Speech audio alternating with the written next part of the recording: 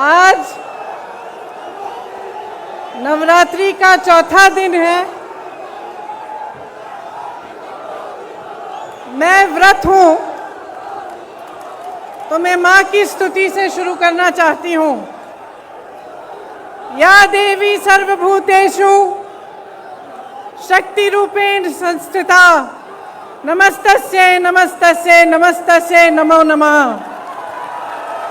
सर्वमंगल मांगल्ये शिवे सर्वार्थ साधिके शरणे त्र्यंबके गौरी नारायण नमोस्तुते। मेरे साथ कहिए जय माता दी, जय माता दी, जय माता दी।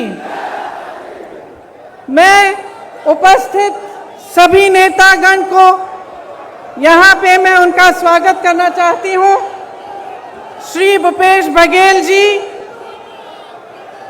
श्री अजय कुमार लल्लू जी, श्रीमती आराधना मिश्रा मोना जी, श्री दीपेंद्र हुडा जी, श्री प्रमोद तिवारी जी, श्री सलमान खुर्शीद जी, श्री पीएल पुनिया जी, राजेश मिश्रा जी, अजय राय जी, श्री इमरान प्रतापगढ़ी जी, प्रदीप माथुर जी, विवेक बंसल जी, प्रदीप जैन आदित्य जी, दीपक सिंह एमएलसी जी, जितेंद्र सिंह एक्सएमपी, कमल किशोर कमांडो जी, किशोरीलाल शर्मा जी, मोहम्मद मुकीम जी, नदीम जावेद जी, राकेश सचान जी, सुप्रिया श्रीनेत जी, सोहेल अंसारी जी, जफर अली नकवी जी, पंकज मलिक जी, ब्रिजलाल खाबरी जी, श्री अनुग्रह नारायण सिंह जी, उपस्थित प्रदेश कांग्रेस के कमेटी के पदाधिकारी, फ्रंटल विभाग प्रकोष्ठ के पदाधिकारी, सभी जिला शहर अध्यक्ष, युवा, किसान, महिला और मीडिया के मेरे साथी, आप सबका इस सभा में बहुत बहुत स्वागत। जैसे मैंने कहा, नवरात्रि चल रही है।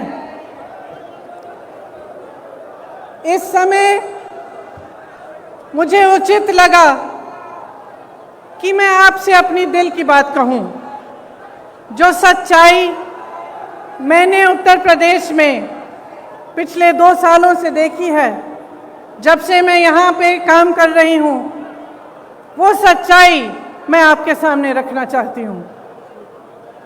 शुरू में जब मैंने यहाँ काम करना शुरू किया तो एक घटना हुई यहाँ से कुछ ही दूर सोनभद्र में।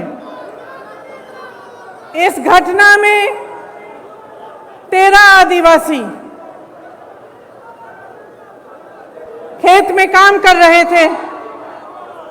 जब पुलिस प्रशासन की सहमति से कुछ लोग उनकी जमीन लेने की कोशिश कर रहे थे, वो लोग आए, ट्रैक्टर जीप लेके आए और उन्होंने मारपीट की, गोली चलाई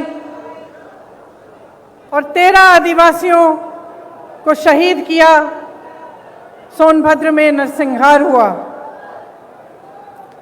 जब मैं उनसे मिलने गई तो मेरे मन में एक बात बहुत स्पष्ट मुझे लगी। जिस परिवार के पास मैं जा रही थी, वे कह रहे थे हमें मुआवजा नहीं चाहिए, हमें पैसा नहीं चाहिए किसी सरकार का, हमें न्याय चाहिए। लेकिन दीदी, हमें न्याय की उम्मीद नहीं है। उसके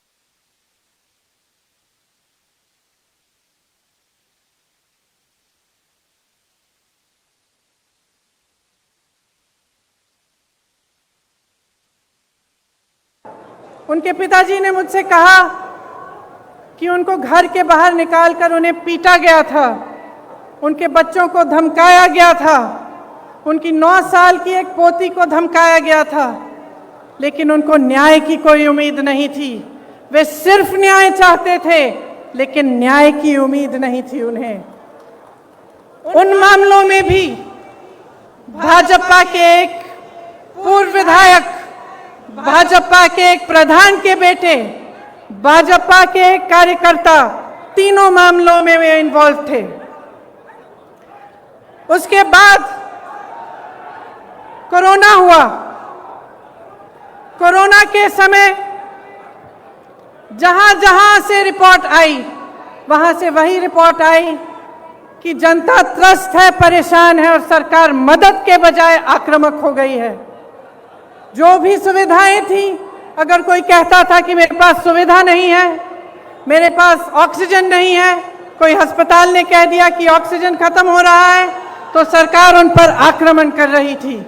उनको न्याय की उम्मीद नहीं थी, उनको ये उम्मीद नहीं थी कि ये सरकार संकट के समय उनकी मदद करेगी। उसके बाद हाथरस का हादसा हुआ,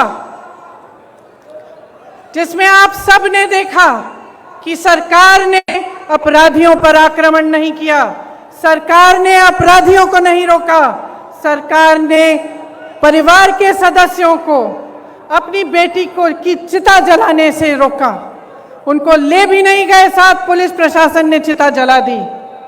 उस परिवार ने भी मुझे कहा कि दीदी हमको न्याय चाहिए, लेकिन न्याय की हम उम्मीद नहीं रख सकते। आज लखीमपुर खेरी में जो हुआ, पिछले हफ्ते से हम देख रहे हैं। इस देश के गृह राज्य मंत्री के बेटे ने अपनी गाड़ी के नीचे, अपनी जीप के नीचे 6 किसानों को निर्ममता से कुचल दिया और सब परिवार, 6 के 6 परिवार ये कहते हैं कि हमें पैसे नहीं चाहिए, हमें मुआवजा नहीं चाहिए, हमें न्याय चाहिए। लेकिन हमें न्याय दिलवाने वाला इस सरकार में हमें नहीं दिख रहा है। आपने देखा कि सरकार पूरी तरह से उस मंत्री और उस मंत्री के बेटे के बचत में लगी रही। पुलिस और प्रशासन विपक्ष के नेताओं को रोकने में लगी थी। जब मैंने रात में वहां जाने की कोशिश की, तब हर सड़क पे पुलिस थी, मुझे रोकने की कोशिश की। तमाम पुलिस के घेरे थे, नाकाबंदियां थी। जो परिवार है, पीड़ित परिवार है, उनके घरों में उन्हें नजरबंद किया गया, लेकिन अपराधी को पकड़ने के लिए एक भी पुलिस वाला नहीं निकला। अपराधी के घर में उन्होंने निमंत्रण भेजा कि आप आकर हमसे बात करिए। आपने किसी भी देश में, दुनिया के किसी भी देश में या इस देश के इतिहास में आपने कभी ऐसा देखा है कि एक आदमी 6 किसानों को कुचल दे, 6 लोगों की हत्या कर दे और उसको पुलिस निमंत्रण दे रही है कि आइए हमसे बात करिए? आपने कहीं ये देखा है? बताइए। कभी भी इस देश और इस दुनिया के इतिहास में ऐसा नहीं हुआ होगा। यहाँ के मुख्यमंत्री मंच पे बैठे हुए उस मंत्री का बचाव कर रहे हैं जिसके बेटे ने ऐसा काम किया है। जो प्रधानमंत्री लखनऊ आ सकते थे प्रदर्शन को देखने के लिए, उत्तर प्रदेश के प्रदर्शन को देखने के लिए, आजादी के प्रदर्शन को देखने के लिए,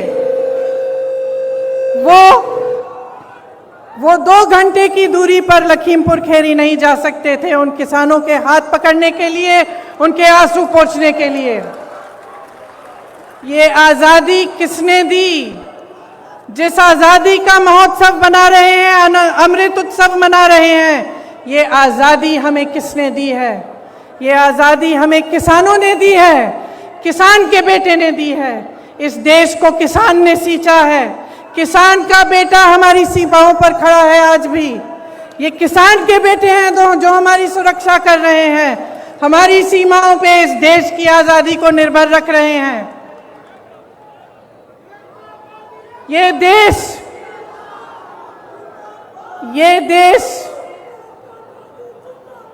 देश क्या है? ये देश एक आस्था है, एक उम्मीद है। इसी न्याय की उम्मीद पर इस देश को आज़ादी मिली।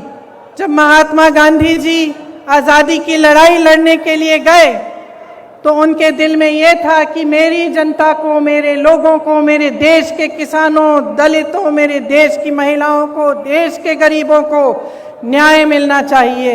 न्याय पर हमारा संविधान आधारित है, लेकिन इस देश में न्याय की उम्मीद सब छोड़ चुके हैं। तो मैं आपसे कहना चाहती हूं कि जब लखीमपुर खेरी में मैं शहीद नक्षत्र सिंह जी के घर गई, उन्होंने मुझे बताया कि उनका बेटा सीमा सुरक्षा बल में दाखिल हुआ है। जब मैं अगले परिवार से मिलने गई तो मुझे बताया गया कि उनके तमाम भाई बहन सेना में देश की सुरक्षा करते हैं।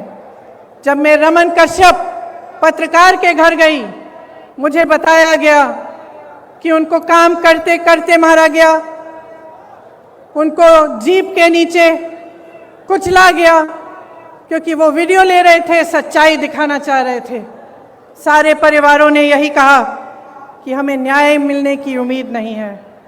तो अगर हमारे देश में कोई कुचला जाता है, किसी के प्रति हिंसा होती है, किसी पर अत्याचार होता है और उसको न्याय मिलने की उम्मीद नहीं होती, तो किसके पास जाएगा? अगर सरकार, मुख्यमंत्री, प्रधानमंत्री, गृह राज्य मंत्री, विधायक सभी मिले हुए हैं, सभी अपनी पीठ मोड़ देते हैं उनकी तरफ, तो किसके पास जाए जनता और क्या करे? आप जानते हैं कि किसान ने 9-10 महीनों से एक आंदोलन जारी रखा है। 300 दिन से अधिक ये आंदोलन चला है। इसमें 600 से अधिक किसान शहीद हुए हैं। क्यों कर रहे हैं ये आंदोलन? ये आंदोलन इसलिए कर रहे हैं क्योंकि ये जानते हैं कि ये सरकार के जो 3 कानून हैं, उनके जरिए उनकी आमदनी, उनके खेत, उनके फसल सब इस सरकार के खरबपति मित्रों के पास जाने वाली है, उनके कब्जे में होने वाली है। मोदी जी के अरबपति मित्रों ने पिछले साल हिमाचल से सेब 88 रुपए किलो में खरीदा था। इस साल वही सेब 72 रुपए किलो में खरीद रहे हैं और सबकी मजबूरी हो गई है कि वो सेब का दाम घटाएं। किसान की लागत बढ़ गई है, क्योंकि फसल की कीमत तय करने का फैसला अब खरबपति कर रहे हैं। इसीलिए मनचाहे ढंग से कीमत घटा दी गई। ये स्थिति पूरे देश में होगी। जब इनके कानून लागू होंगे तो आपकी खेती, आपके फसल सब आपसे छीना जाएगा। मोदी जी ने जो आंदोलन कर रहे थे उन किसानों के बारे में क्या कहा? उन्हें आंदोलनजीवी कहा, आतंकी कहा। योगी जी ने उपद्रवी कहा, धमकाने की कोशिश की। इसी गृह राज्य मंत्री ने धमकाकर कहा कि मैं 2 मिनट में तुम्हें सबक सिखा दूंगा। आंदोलन करने की कोशिश की तो 2 मिनट में सबक सिखा दूंगा। दुनिया के कोने कोने तक हमारे प्रधानमंत्री घूम सकते हैं, अमेरिका जा सकते हैं, जापान जा सकते हैं, देश देश में भ्रमण कर सकते हैं, लेकिन अपने किसानों से बात करने के लिए अपने घर से मात्र 10 किलोमीटर दूर दिल्ली के बॉर्डर तक नहीं जा सकते।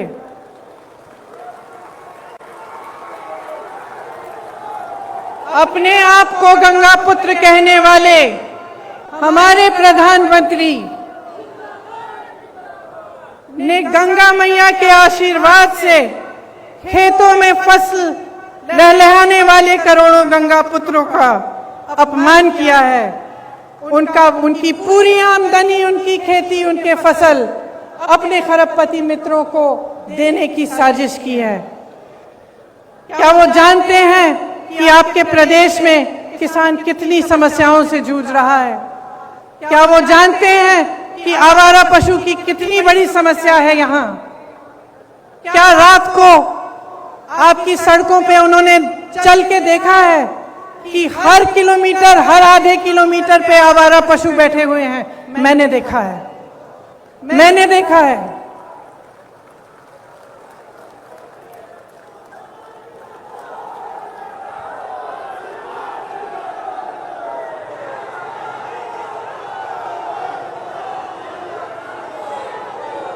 किसानों की बिजली के दाम 3 बार बढ़ा चुके हैं।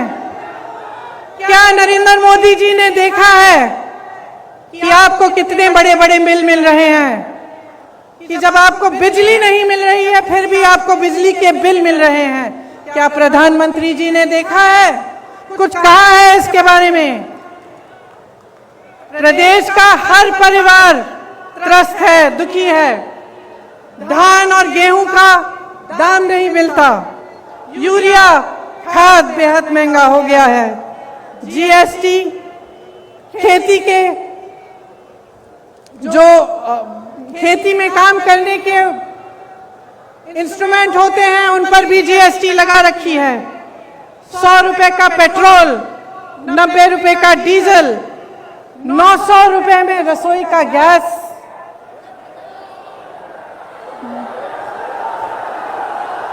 1000 आज 1000 रुपए में रसोई का गैस। 23 करोड़ लोग गरीबी रेखा से नीचे चले गए हैं। कोयला खत्म हो रहा है। बेरोजगारी चरम पे है। जहां जहां जाओ बेरोजगार युवा मिलते हैं। परसों मैं लखनऊ की एक बस्ती में गई। मैं इसलिए गई थी क्योंकि योगी जी ने एक ऐसे शब्द इस्तेमाल किए सफाई कर्मचारियों के प्रति, मेरी बहनों के प्रति, जो रोज सुबह अपने घर में झाड़ू मारती हैं, जो सफाई करते हैं, हमारे देश, हमारी शहरों को साफ रखते हैं, उनके प्रति उन्होंने अब शब्द कहे। तो मैं एक बस्ती में गई वाल्मीकि मंदिर में झाड़ू लगाने के लिए और उन सब से बात करने के लिए जो इस काम को अपनी आमदनी के लिए, अपने बच्चों को पढ़ाने के लिए करते हैं। उन सब ने मुझे बताया, मैं घर गई, घर गई, एक घर से दूसरे घर गई, हर घर में मुझे बताया। अपने युवा बच्चे मेरे सामने लाए। किसी ने एमए किया था, किसी ने बीए किया था, किसी ने आईटीआई किया था, किसी के पास नौकरी नहीं थी, किसी एक का रोजगार नहीं था। और जो रोजगार कर रहे थे, जो सफाई कर्मचारी थे, उनका वेतन महीनों से नहीं बढ़ाया गया था। दुखी है जनता, त्रस्त है, नाराज भी है और नाराज होना चाहिए, क्योंकि जिस समय आप इन परेशानियों से गुजर रहे हैं, आप संघर्ष कर रहे हैं, उसी समय प्रधानमंत्री जी के खरबपति मित्र करोड़ों रुपए कमा रहे हैं। 1000 करोड़ रुपए से ज्यादा दिन में कमाते हैं और आपकी आमदनी एकदम बंद है। कोरोना के समय तमाम छोटे बिजनेस, छोटे व्यापारी, तमाम लोगों को अपने काम बंद करने पड़े, अपनी दुकानें बंद करनी पड़ी, अपने व्यापार बंद करने पड़े। क्या सरकार ने कोई राहत दी? कोई राहत नहीं मिली। सिर्फ आपको प्रताड़ित किया। कभी जीएसटी, कभी नोटबंदी, कभी कुछ और। सब देशों में, इस पूरी दुनिया में, सब देशों में जहां जहां कोरोना की मार पड़ी, सरकार ने राहत दी, लेकिन आपको कोई राहत नहीं मिली। देश के हवाई अड्डों, देश की रेलवे, तमाम पीएसयू इनके खरबपति मित्रों को सौंपी गई हैं। आपको मालूम नहीं होगा शायद, प्रधानमंत्री जी ने पिछले साल अपने लिए 2 हवाई जहाज खरीदे। आप बताइए कितने के हो सकते हैं ये हवाई जहाज? सब मालूम है, सब पता है। एक हवाई जहाज 8,000 करोड़ का था। 2 हवाई जहाज खरीदे कितने के? और इस देश की पूरी एयर इंडिया कितने में बेची? अपने खरबपति मित्रों को कितने में बेची? 18,000 करोड़ में बेची। 2 हवाई जहाज अपने लिए खरीदे 16,000 करोड़ के। इस देश की एयर इंडिया को 18,000 करोड़ के लिए अपने दोस्तों को बेच दी। देखिए, समझ लीजिए,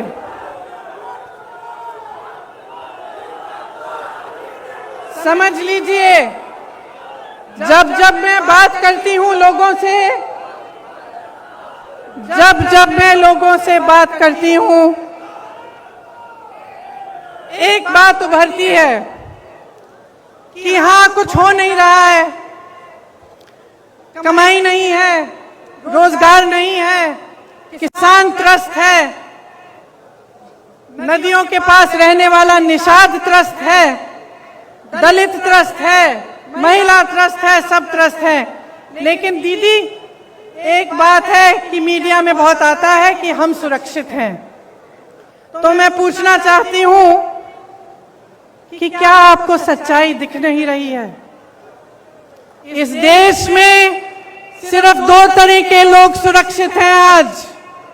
एक, जो भाजपा का सत्ताधारी नेता है वो, और दूसरा जो उसका खरबपति मित्र है। सिर्फ 2 तरह के लोग सुरक्षित हैं। इस देश में कोई धर्म का व्यक्ति सुरक्षित नहीं है, किसी भी जाति का व्यक्ति सुरक्षित नहीं है। इस देश में ना मजदूर सुरक्षित है, ना मल्ला सुरक्षित है, ना निषाद सुरक्षित है, ना दलित सुरक्षित है, ना गरीब सुरक्षित है, ना अल्पसंख्यक सुरक्षित है, ना मेरी महिला बहनें सुरक्षित हैं। इस देश में सिर्फ प्रधानमंत्री, उनके मंत्रिमंडल के लोग, उनकी पार्टी के लोग जो सत्ता में हैं वो सुरक्षित हैं, और उनके जितने भी खरबपति अमीर मित्र हैं वो सुरक्षित हैं। इस बात को सही ढंग से पहचानिए। ये देश नष्ट हो रहा है, इस बात को पहचानिए। जितने भी इश्तिहार बस स्टैंडों पे लग रहे हैं, बड़ी बड़ी होर्डिंग्स लग रही हैं, इनके पीछे जो सच्चाई है आप जानते हैं। आप जी रहे हैं उस सच्चाई को, आपका अनुभव है। आप बताइए, आपको फसल का दाम मिलता है? गैस सिलेंडर मिलता है आपको? भर पाती हैं आप? आपके बच्चों को रोजगार मिलता है? तो सच्चाई क्या है? और इस सच्चाई को बोलने से लोग डर क्यों रहे हैं? किस चीज से भय है? क्या हो जाएगा? समय आ गया है, चुनाव की बात नहीं है, अब देश की बात है।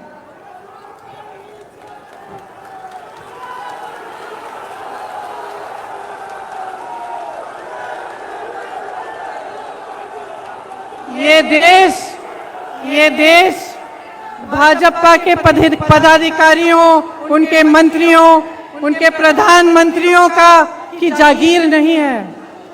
ये देश आपका देश है, आपका देश है। इस देश को कौन बचाएगा? कौन बचाएगा इस देश को? अगर आप जागरूक नहीं बनेंगे, समझदार नहीं बनेंगे, आप इनकी राजनीति में उलझे रहेंगे, तो आप ना अपने देश को बचा पाएंगे, ना अपने आप को बचा पाएंगे। आप किसान हो, इस देश की आत्मा हो, जितने भी मंच पे नेता बैठे हैं उनको आपने बनाया है, आपकी मेहनत ने बनाया है इस देश को, ये कभी मत भूलिए। जो आपको आंदोलनकारी कहते हैं, जो आपको आतंकवादी कहते हैं, उनको न्याय देने के लिए मजबूर करिए। कांग्रेस के जितने भी कार्यकर्ता यहाँ हैं, किसी से नहीं डरते हैं, किसी से नहीं डरते हैं हम। हमें जेल में डालिए, हमें मारिए, हमें कुछ भी कर लीजिए, हम लड़ते रहेंगे, लड़ते रहेंगे, लड़ते रहेंगे जब तक वो गृह राज्य मंत्री आपका इस्तीफा नहीं देगा, तब तक हम लड़ते रहेंगे, हम हिलेंगे नहीं, हम हटेंगे नहीं। हम कांग्रेस के कार्यकर्ता हैं, हमारी पार्टी ने इस देश की आजादी की लड़ाई लड़ी है, हमें कोई चुप नहीं कर सकता, हमें कोई रोक नहीं सकता। और जितने भी लोग मेरी बातों को सुन रहे हैं, चाहे आप यहां मौजूद हैं, चाहे आप टीवी पे देख रहे हैं, अपने अंतर्मन में झांकिए, अपने अंतर्मन में झांकिए और अपने आप से सिर्फ एक सवाल पूछिए, सिर्फ एक सवाल पूछिए कि जब से ये सरकार आई है, इन पिछले 7 सालों में क्या आपके जीवन में तरक्की आई है कि नहीं? क्या विकास आपके द्वार पे आया है कि नहीं? जो वचन आपसे किए थे वो निभाए गए हैं कि नहीं? सिर्फ ये एक सवाल पूछ लीजिए और अपने ही मन में ईमानदारी से इस सवाल का जवाब दीजिए। और अगर इस सवाल का जवाब यही है कि आपके जीवन में तरक्की नहीं हुई, तो आ जाइए, मेरे साथ खड़े होइए, कंधे से कंधा लगाइए और लड़िए। बदलिए सरकार को, परिवर्तन लाइए, अपने प्रदेश को बदलिए, क्योंकि मैं तब तक नहीं रुकूंगी जब तक यहां पर परिवर्तन आए। मैं आप सबको बहुत बहुत धन्यवाद देना चाहती हूं कि आप यहां आए, इतनी धूप में मेरा इंतजार किया। आप सबको नवरात्रि की बहुत बहुत शुभकामनाएं। जय माता दी, जय हिंद, जय किसान, जय किसान, जय जवान, जय किसान, जय जवान, जय हिंद, जय हिंद, जय हिंद, जय हिंद, जय हिंद, जय हिंद। लड़ेंगे, लड़ेंगे। अब मैं इमरान प्रतापगढ़ी जी को आमंत्रित करता हूं, अपने लफ्ज के साथ जो है वो आभार प्रदर्शन करेंगे।